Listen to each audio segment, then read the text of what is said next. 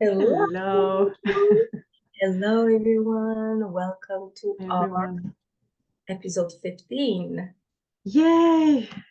Yes, 15. So exciting, guys. We are still onto the topic of the ego, which is a very cherished topic for us. We just love the We topic. love and hate the ego. Love and hate it pretty much. But yeah, this is something that fascinates, I think I can say, for both of us.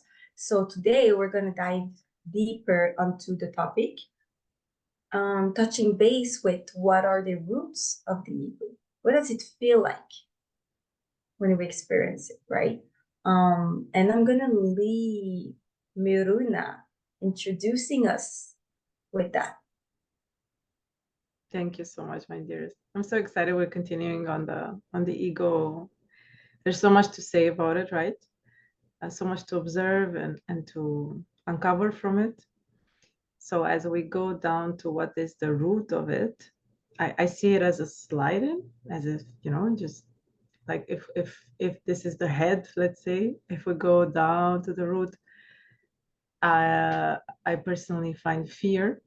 So fear and separation. So there's a split. There's a split going on in terms of if I or if we are one, which we sometimes say, or we sometimes feel, which is even better than to think it. I'm one with all. I'm in love. I'm in peace. Everything is wonderful and full, and suddenly I become separate from something or someone. I observe myself to be separate from them, and it feels not pleasant. It feels contracting. It feels fearful or uncomfortable. It can feel an annoyed. I'm annoyed. I can feel just better than also, because it's not just but the idea in it, anything that is in separation has a root of fear. This is what I'm proposing you to investigate, us to investigate. Is it true that it all has a root in fear? Even if I feel I'm better then if I'm comparing to somebody else, I'm probably gonna fear that somebody is better than I. So I'm still separate and I'm still incomplete. So if I'm incomplete, I don't feel good enough, I don't feel safe, I don't feel loved, etc. I feel lack. And then again, we go back to fear. Fear of not having enough, fear of not being enough. So however you take it, uh, I would I would ask us to search for some concrete experiences. Is it true that it always goes back to fear? Is the root of the ego fear? And just separation, a perspective of separation. Is it so in our own experiences? Love it. Love it, girl. So yeah, definitely we're gonna talk, I think, for other episodes, the purpose of it, right? So the ego, the purpose of fears, and definitely I feel that we will feel inspired to talk about fears in a deeper way. I totally agree with you. We spoke on the last episode that ego is a form of self-identity, a form of how do we identify ourselves, who we are, who we think we are, right? So because the ego is limited in a way that it uses what they see, touch, feel, the five senses, it is limited in the way of perceiving things, right? There's no oneness, there's no possible oneness in an ego perspective. So it is rooted by fear. And I would like even to add that it is also rooted in the physicality of things.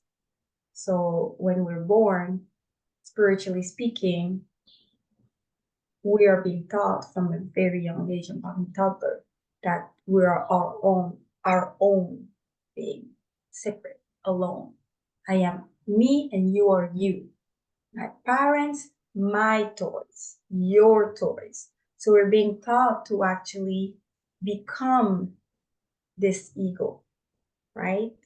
And when you start to being taught that there's things that are mine and there's things that they're all theirs, and there's no unity that is beyond your eyes can see, then fears grow from that. Because as we grow older, we're being challenged and the egos start to butting heads because it's not sustainable, like you said, right? You feel like you've got to protect your belongings, you've got to protect yourself of self-worth, you've got to either defend or attack. There is, like we said on the previous episode, there is a openness, open ways of being and seeing. And we think that the only way for us to feel happy or abundant is to sustain and feed this ego identity.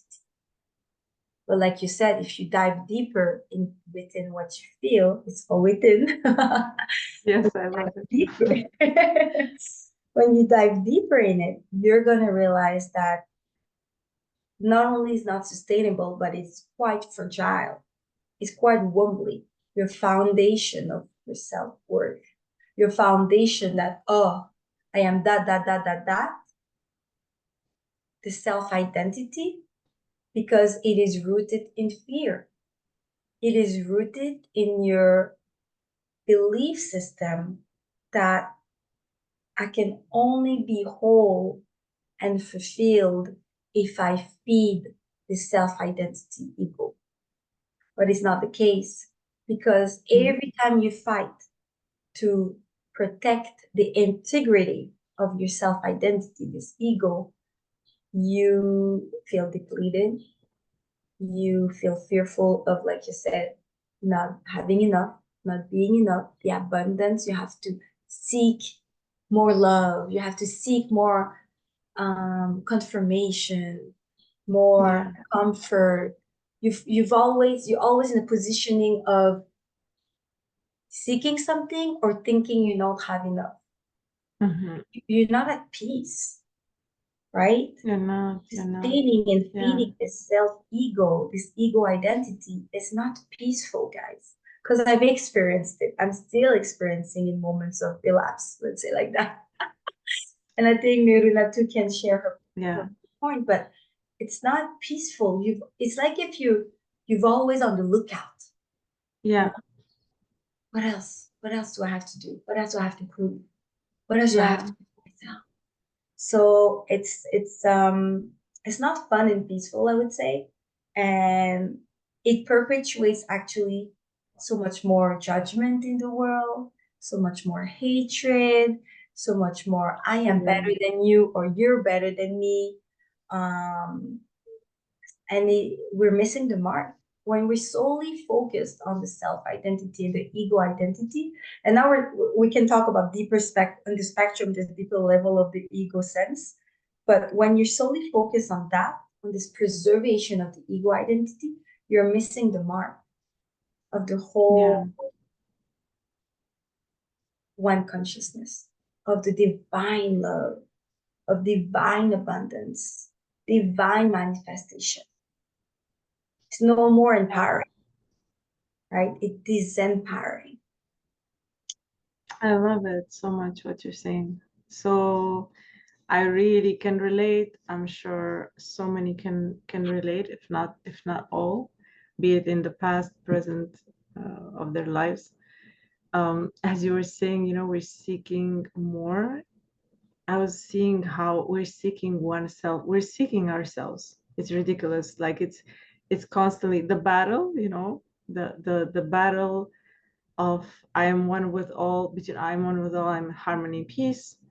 Like now, and 5 minutes later, I see my neighbor, I don't know, screaming outside. I'm like, oh, definitely not. Like I'm suddenly I'm one with all except that guy, because he's a screaming maniac. So I mean, hello, I'm not. So it takes, because the vibration, the level of consciousness that he emits is not what I'm experiencing as a whole. So then, therefore, I judge it separate from myself. Mm. And it's very uncomfortable to watch different vibrations or levels of consciousness and embrace every level as oneself. Oneself, I don't mean the body, and I'm not saying my neighbor is Miruna or Miruna is, it's really oneself, the the one with a big O. And I personally, I'm in that stage now that I'm looking at deep levels of shadow in the world and praying to stay open in my heart and understand profoundly that that too is part of one. That too is part of one. Like, because it's very easy to say that rainbows and butterflies are one with the light, but when you come upon great shadows or huge level of unconsciousness, then it's like, okay, oh, maybe, I mean, up until here, there's like, okay, then you draw the separation. Like, okay, this is oneness, but that is not. It's obviously, because, I mean, how could it be? Because that is vibrating in fear and control.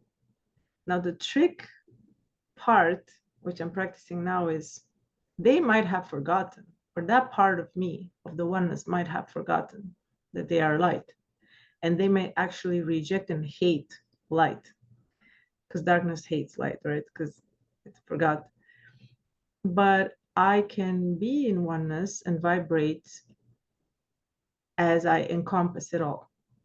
That's, I'm not saying I'm a mastery of it, by the way, because it's very, very tricky. Even, light workers, classical light workers, they fight the dark ones, right? So it's like there's still such an engaged fight in duality. I definitely see the duality. And I would say I'm a warrior that I don't fight it that way. I don't counter. I realize that fighting against reinforces what I'm fighting with and Exactly. expands it or annoys it or enrages it, and it's gonna come, get you, Mm. let's say. But there is a way to stand firm in your boundaries of light or of peacefulness and say, this is oneness, love and compassion and respect for someone's free will is what God has given us. And I will stand firm and advance in the territory of, this is what I feel is right, in terms of, this is what I feel is love. And so, no abuse, I do not tolerate. You know what I mean? Like, I don't go judging, being the just justicier, like the judging of all, but I will speak out, because being silenced would mean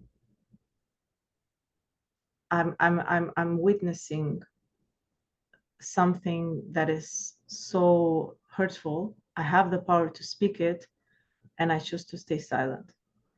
So Mm. that's where I love that we're touching I like hold back my light. It's like, this. Like I it's remember that tricky. It's tricky. very tricky, but in the same time, once we understand more layers to it and practice it, the more it becomes easier for us because we're actually understanding the contrast of it all. And I remember writing on my journaling at some point where I said the words don't matter, it's the energy or the intention behind.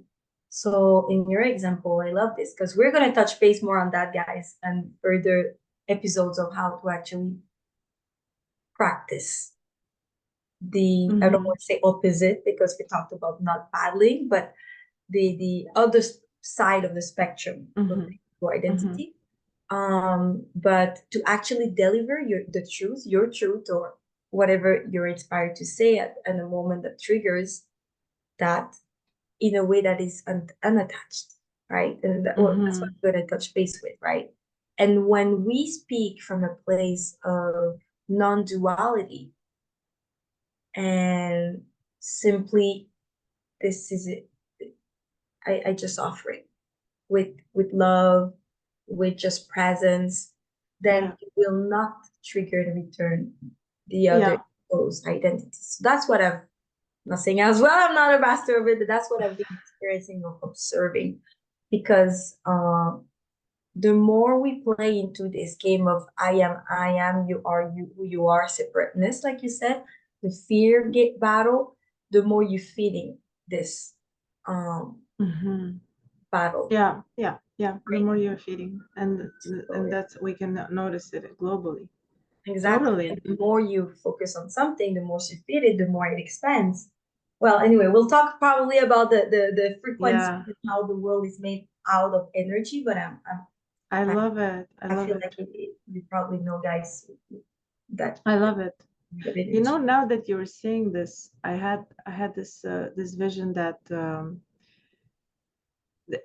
there's a posture of you being peaceful and accepting someone else's experience in and you not saying anything about, let's say you see somebody, they're at risk, they're exposing themselves to somebody else in a risk, there's an actual risk, you can see it, they can't, you see this and they see that, and for them maybe it's funny, and you know, oh, some children laugh before they cry because you know they think it's funny and they bang their heads, and some people say, well, you know, they're just going to learn from experience. Yes, it's true, and experience is very great teacher. However, there's another perspective that I see now, that if we are one, and so that part of me is us. It affects. I'm I can be a communicator, knowing that that part obviously does not have the discernment nor the information of the depth of the, you know, the risk.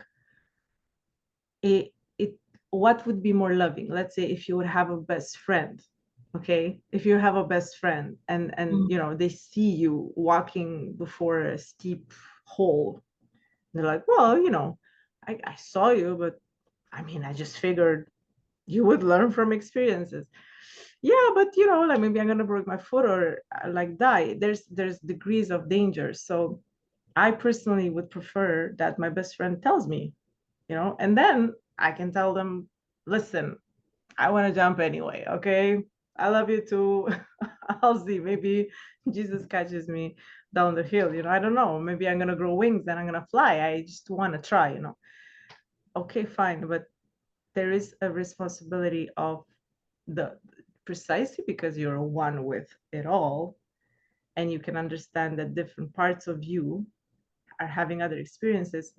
There is a responsibility to communicate, I find, without imposing. I think the problem in oneself and the other is if I communicate insistently, and God knows how many times I have done this. I think I'm healing from this, that I'm trying to prevent, like, oh my God, the fixer. Oh my God, just like, I just don't want you to get hurt. So I'm like trying to rid. This is where I think you speak of the attachment. I'm attaching myself to the result. So I'm investing myself, and then my ego actually acts. So let's say I was inspired by the Holy Spirit to tell you, listen, Macy, there's a steep hole. Okay. I can see you, you could just break your feet. Try maybe another route. Okay. But I'm telling you, as you were saying, detached, peacefully, and I'm totally letting you choose freely to take it, not take it, you know. The problem in my experience with the fixer ego or the savior is that not only I can see it and I want to tell you about it, I want to prevent you from, okay, so now I'm going to I'm trying to control you. It's very it seems very nice, but if I get into control, then I'm becoming fearful, and also I'm imposing on your free will without me wanting initially, okay. And that happens a lot to inspirer profiles or savior tendency ones, fixer ones, the people that are really in service. I love them to death. I mean, this is basically my profile. So it's tricky. That's one side, okay, what the dark side of the savior or the fixer. But the other one that I see is Dolce Fania, just never say nothing. Let them all experience everything. It's not for you to say anything. Just like the silence cult. Okay, even you see stuff that is very wrong, okay, with like very dangerous or wrong, or and you just don't say nothing because so again, that is another side of the ego who's just basically I don't know how to point, how would you name it? Well, You know what I'm talking about, the yeah, other one, right? The really the super detached. I don't. the way I see this other side of the spectrum, and that's the ego, it goes extreme. It doesn't Mhm. know balance, right? So I want to repeat that. It knows only extreme. It doesn't know balance. So the other side that you're claiming, what I see underneath this, I don't care about others, F them, they're gonna burn themselves up. Why they want to spend all that money on that? It's not a good idea. Too bad for them. It's their own problem. So you deny All this, expression. which is what you I think that's what I'm understanding the other side, where they're just not at all intervening when they could, Yeah, right? yeah. And And they, sometimes it's not with the, screw them. It's just like you get an intuitive hit and you have an expressive message to, like you literally hear, you could actually tell them, and you decide against it. not do it. Yeah, But then there's because a fear then. If it's not screw yeah, you, that's right. but That's okay, right. we touching more Yeah. because there's different scenarios, guys. Here, Yes. Yes. love There's that. a fear of I'll be rejected. Oh, they're not gonna listen to Fear. me. They So don't so dare to speak still up. you shut yourself up from fear. Whereas the other one is like, oh, I'm gonna say it so much and so loudly. And I fear What that I learned about human beings, my specialty of human behaviors, and what it is that all of those are extremes, and I felt inspired to actually do a reel about, guys, whatever you read online, whatever the advice that people give you, it might be great for you or it might not apply for you depending on where are you in the spectrum. So I hear, like, we do posts, and that's the thing with discernment, growing into your self intuition, is where does it become pertinent for where I am in my journey? Because sometimes you're going to read on the post, hey, you should not care what people think of you, live your life. And then people take it on an extreme and start living their life and just never care about the people that love them and care for them and wants to, give them love, and ridiculous. they don't receive Yeah. it, reject it. Other claims is more like, well, you should never speak up if it does nothing to do with you, whatever, and they just don't speak up. Or other people is like, like, don't create conflicts if it's not necessary. Like, I've seen so many types of posts that people take in Mm-hmm. such a literal way, guys, because it serves your fear.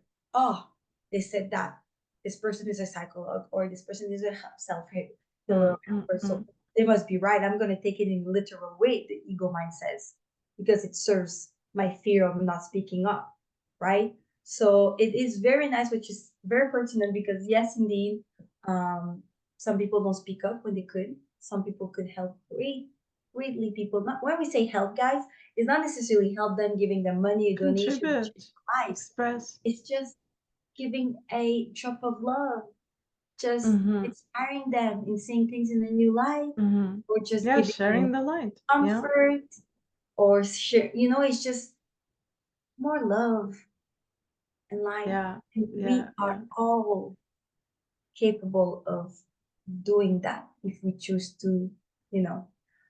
So yeah, definitely, it's a fear. Either in the other spectrum, you said we have this attachment of fixer because guilty. I am and I have been. I don't like to say I am because it's You're an not. Yeah. A identification, part of but your personality. exactly. Yeah. My tendencies have been to be Yeah. the fixer because we want so much for others to be better, to heal. You know what I mean? So there's an attachment, right? So there is a form of fear. When you come from this place of fixer, like you said, oh, I know I can help you. I have experienced it myself. Let me help you. The savior type is a form of Yeah. fear, right? The other side is I don't care about anybody, F them all. I have no care for them. They're gonna do their own Yeah. problems. None of my business. Doesn't concern me. That doesn't Yeah. concern me. It's a form of fear to actually be attached. I'm talking in extreme, right? Extreme Yeah. examples. And the example you gave where, I don't dare, I'm not gonna speak up because it doesn't belong to me. It's not my place to speak up, whatever they can say in them. I'm talking about possible stories in your mind. It's a fear of, like you said, being rejected, a fear of not being accepted in what they have to say, authenticity or intuition. So I think our common thread here when it comes to the root of the ego is fear. Yeah. And when you're able to hone your ability to recognize, does this come from a place of fear or does this come from a place of empowerment? Then you will know if you're at the mercy of your ego identity. I think the root of the ego is attachment to this identity, attachment to the result, attachment to fears. Yeah. You identify with your belief systems and with your fears. And we're going to talk about how the world is made out of energy and frequencies. And when you can do muscle testing, we can talk about David Hawkins. But Yeah. we can literally, for those who are out there very scientific driven, you can do muscle testings. And you're going to see how fear and limiting self-belief, doubts, all types of very negative emotions and feelings actually weakens you. It weakens your vitality. And you're going to see that love, true love, that because it can be very tricky, right? People think it's out of love, but actually more out of fear, whatever. But true love, sense of, empowerment, confidence, respect, whatever else actually empowers you and strengthens you. And when it strengthens you physically, it strengthens your energy, it strengthens your frequencies, and it strengthens your whole community, the oneness we're talking as a humanity. Yes. People, the ego mind likes to say, oh, look at humanity where we're at with all the wars, the hatred, the racism, all the societal problems. Oh, humans are stupid. That's what I hear often. Maybe not you, but maybe in where I grew up in my circle, that's what I hear. We're blaming. That's their fault. It's not our fault. They're the ones who did. They're the one who brought the wars.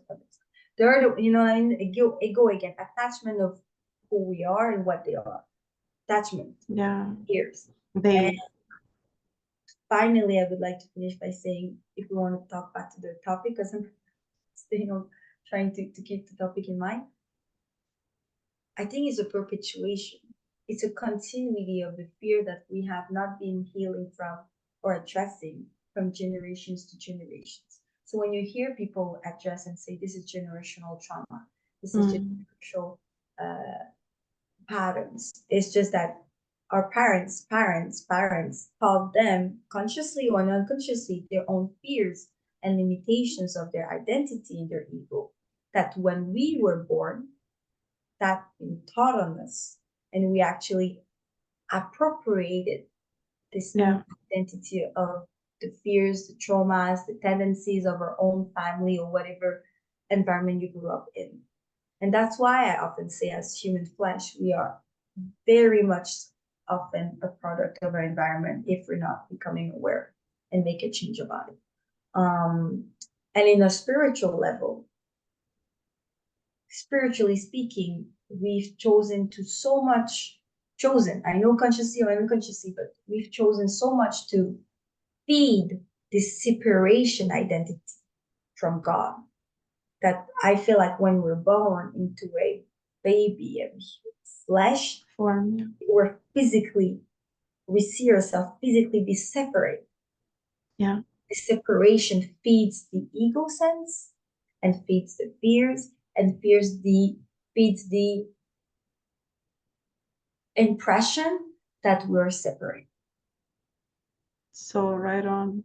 We're not. As you speak about baby, it came to me. My favorite, I think, definition of the ego comes from Wayne Dyer, who's for him ego is ego, edge God out. You've been edging God out.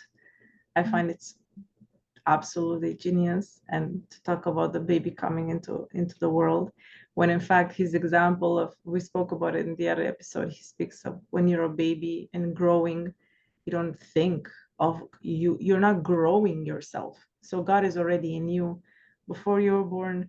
as you're being, grown, and as you're being born, and all the while. But we're not taught to connect. We're not taught to connect with spirit, actually.